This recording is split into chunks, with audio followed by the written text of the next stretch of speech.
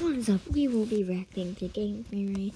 Don't let them out. Roblox doors. I love Roblox doors, so this will be interesting. Okay, door 100.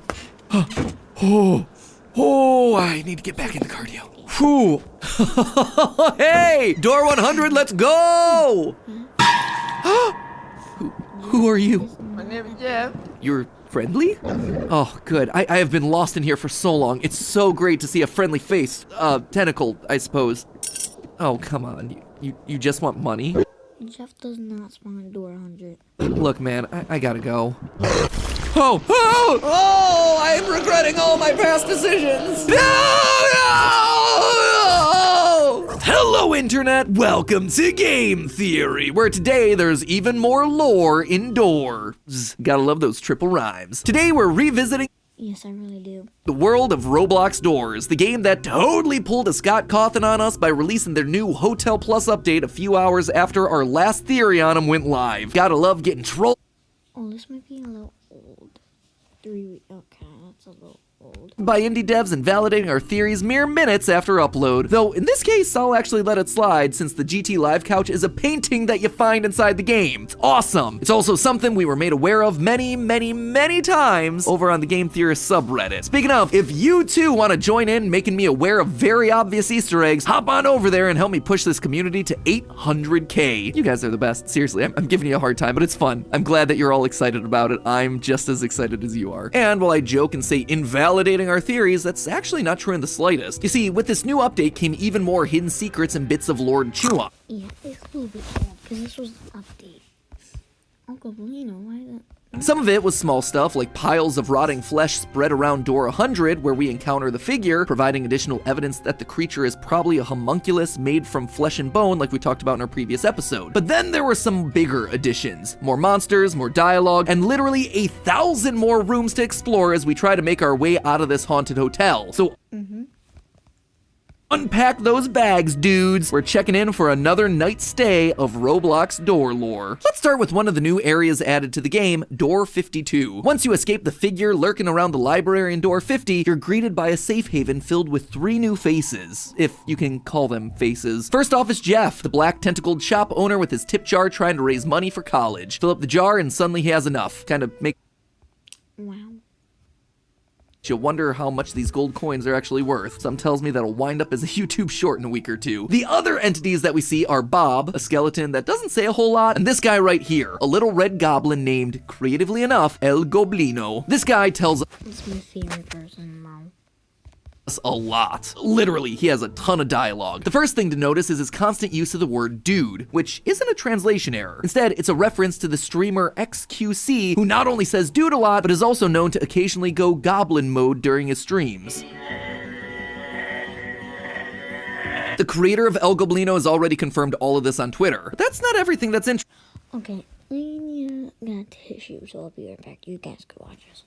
about this guy. You see, El Goblino is Spanish for the goblin. Whoa, I'm really blowing minds here. And his dialogue mixes in a lot of different Spanish words. Hombre, nunca más, mi amor, which stood out to me as an important detail because, well, why would a Spanish goblin of all things be appearing inside of this haunted hotel? So I did some digging and I found some surprising connections. In Spanish, El Goblino is a very literal translation, but a more colloquial term for goblin is duende. While the word literally translates to elf, it's also used to describe creatures from folklore that are similar to dwarves, gnomes, and yes, goblins. Now, the stories of duende vary a lot in different parts of the Spanish-speaking world, but based on the furniture that we see in the hotel, which seems to be from 1940s America, I decided to take a look at the folk tales from our Spanish-speaking neighbor to the south, Mexico. And get this, in Mexican folklore, duende are gnome-like creatures that live inside the walls of homes, which is a perfect match for our friend Goblino. If you speak to him enough times, he'll give you this line, quote, "Sometimes I like to knock on the walls, scare the pants off the humans. So funny, dude," which is referencing the scratching and knocking ambient sounds that we hear throughout our playthrough. It's I'm referencing like a scratching on the wall. Wait, what was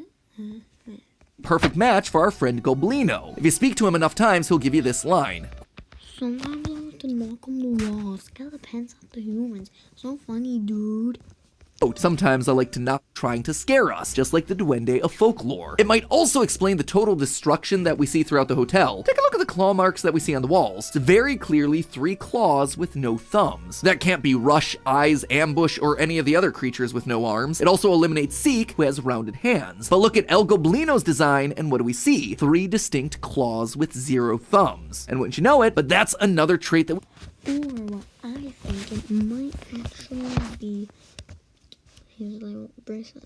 see of the duende in folklore. And all of this information helps us to start piecing together how Goblino wound up in the hotel. You see, the most common origin of the duende in Mexican folklore was when a child died before they were baptized, becoming these morally ambiguous beings that caused mischief. Believe it or not, this is actually one of the reasons why baptizing infants is such common practice nowadays in Catholicism. Anyway, in our previous theory, we talked about how this new room full of beds, the infirmary, likely means that the Doors Hotel was converted into a hospital during World War II. During the war, the country needed more places to care for wounded soldiers, and so vacant hotels became easy makeshift hospitals. But soldiers weren't the only ones being treated inside there. During the 1940s, there was a huge boom in immigration at the How do you do Roblox games for World War II?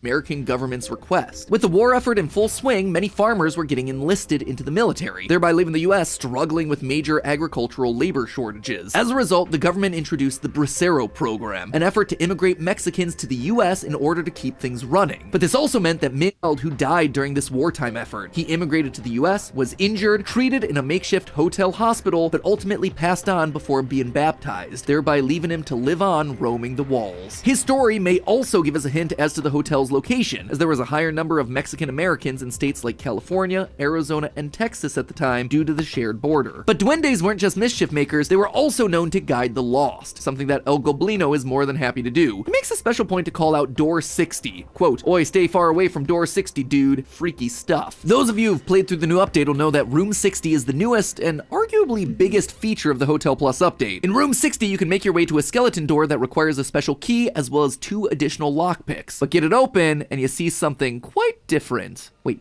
is that a new entity? We call that one subscribe. Quick, use your crucifix on it to survive the attack.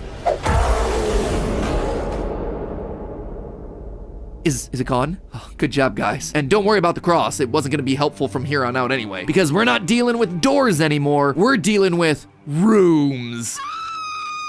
Yeah, the naming conventions for these Roblox games aren't super exciting. Behind the secret skeleton door are a series of numbered rooms with an A in front. These are actually a recreation of another Roblox game, the one that actually inspired the creation of doors in the first place, Rooms, created by Nico Rocks 5555. In this new area, you travel through what appears to be an office building with lockers, desks, and corporate mandated succulents. And unlike doors, where you just stop at door 100, instead your goal here is to reach room 1000. Yeah, but that should be no problem, right? You just run a bit longer? Wrong. You see, there are 3 brand new entities that you have to deal with in these rooms, and you'll be doing it with 0 help. The candle and crucifix are no longer working, and even our spiritual buddy guiding light isn't here. Instead, when we die, we're given another kind of death screen, a yellow screen with a new soundtrack that gives us the name Curious Light. And Curious Light is less than helpful. I'm not too sure on what I should call it. Well, it usually attacks around room A60, so you could just call it A60 or A120 again? This shouldn't be hard to figure out either. Look, I just spent an hour trying to get here. The last thing I need is your sass. Anyway, if you do get to the end and finally reach room A1000, despite the unhelpful voice, you end up in a weird void full of doors floating through space. You can then cross the bridge to enter the final door and return to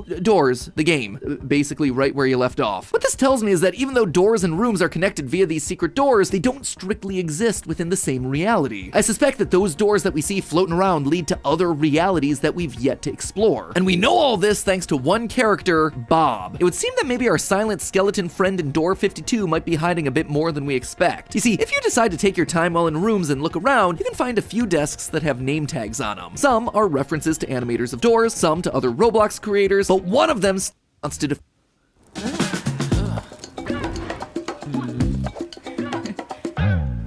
the demons that reside in the hotel, but Curious Light doesn't seem to care about us at all. In fact, it outright says, I usually don't give out hints. even though it clearly knows the mechanics that are killing us. So why would this entity be so unhelpful? This is especially confusing when you consider that it wants us to keep coming back, to keep going. They're up to 3.7 all the other money that you're earning. But if all of that wasn't enough to sell you on the idea, SoFi has got one more bonus to offer you theorists specifically. If you go down I can't make it any longer.